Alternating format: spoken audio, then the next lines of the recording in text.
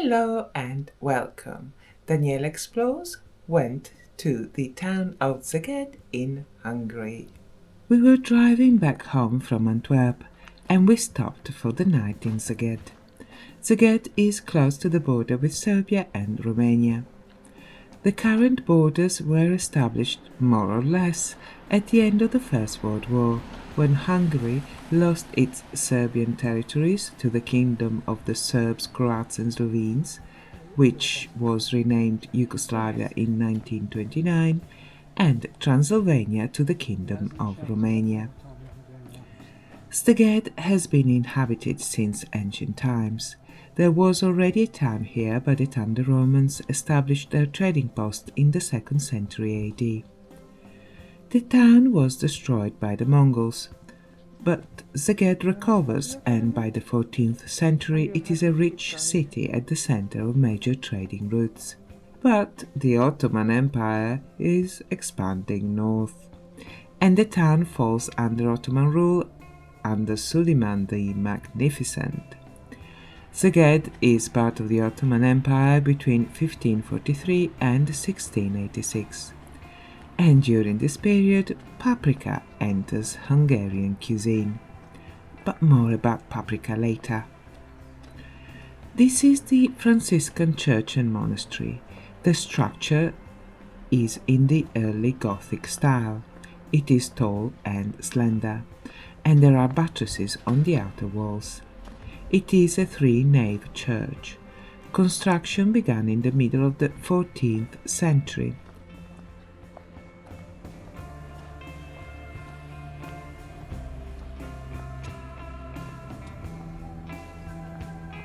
Shall I have a sit down? Yeah, I'm trying to see where we're going. Do you fancy to have a look inside? We're going in, right. Against the Gothic structure there are later additions in the Baroque style. The elaborate relief sculptured around the door are in the Baroque style. That's the coffee place.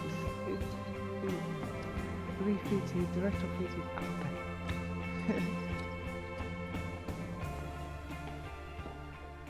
The ceiling is a lovely example of rib vaulting.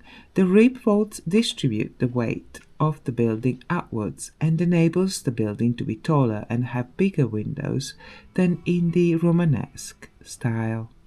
The ribs are structural and decorative. Inside this church there are not enough columns to take the weight of the ceiling, and I will show you outside the buttresses that take the rest of the weight.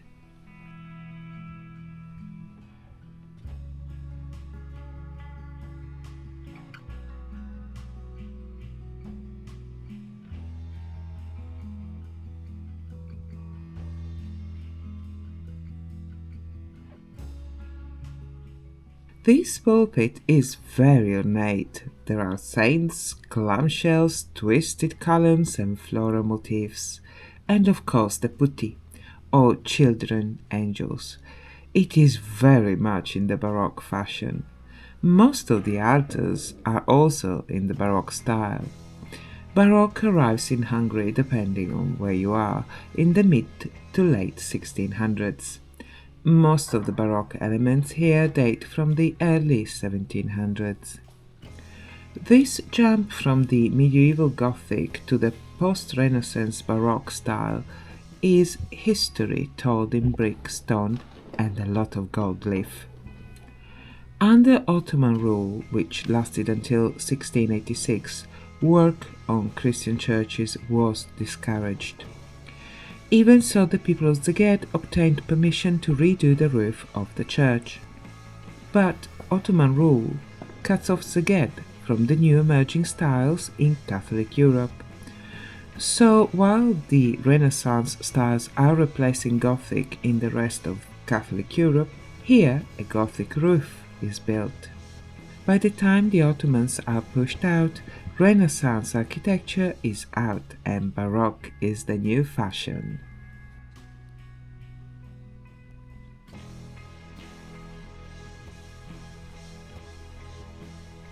This is one of the many impressive altars that adorn the church. It is dedicated to the Holy Cross and the Sorrowful Virgin Mary, and were made by Joseph Eisenhut. There is a very intricate tree of paradise knowledge in the Garden of Eden, and the apple that gave Adam and Eve understanding of good and evil, and therefore the burden of choice, a sense of self and the responsibility for one's actions.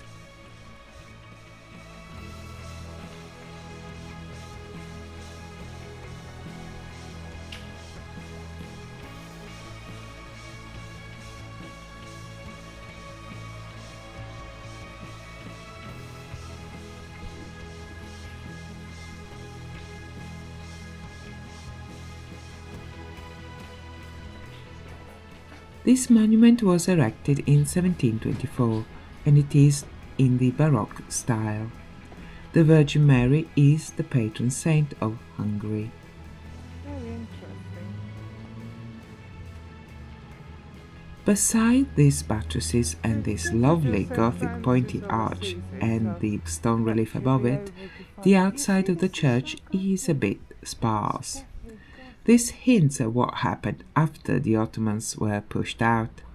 Hungary was incorporated in the Habsburg Empire, capital Vienna.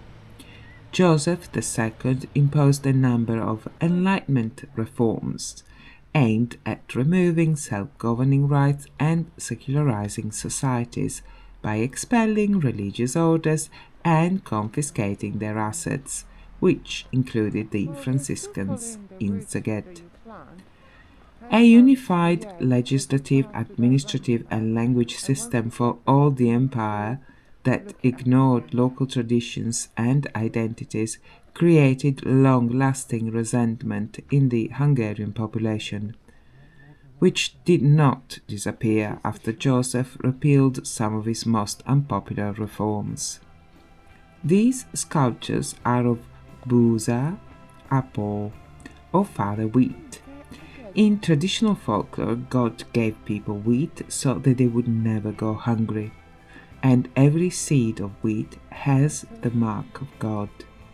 Wheat, and by extension bread, represents life, prosperity and national unity. And these values are celebrated in the Festival of New Bread, which is held in Szeged and across the country on August the 20th. The 20th of August is the anniversary also of Saint Joseph I being canonized, declared a saint. Saint Joseph I was the first king of Hungary, around 1000.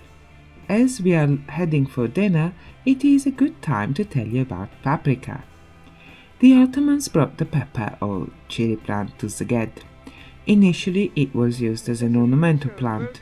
Then the fruits began to be used as a cheaper replacement for pepper. There is a lovely story about paprika. The Franciscan monks of Szeged grew the plant, and the name paprika is a corruption of the word crying, because the peppers were so hot that made the monks cry. But most likely the word paprika comes from the Serbian papar, which means pepper.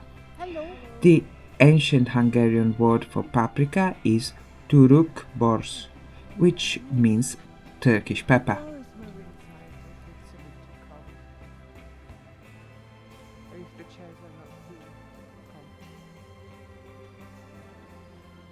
I like goulash super a lot, and this one was very good with a wonderful depth of flavor, rich and aromatic.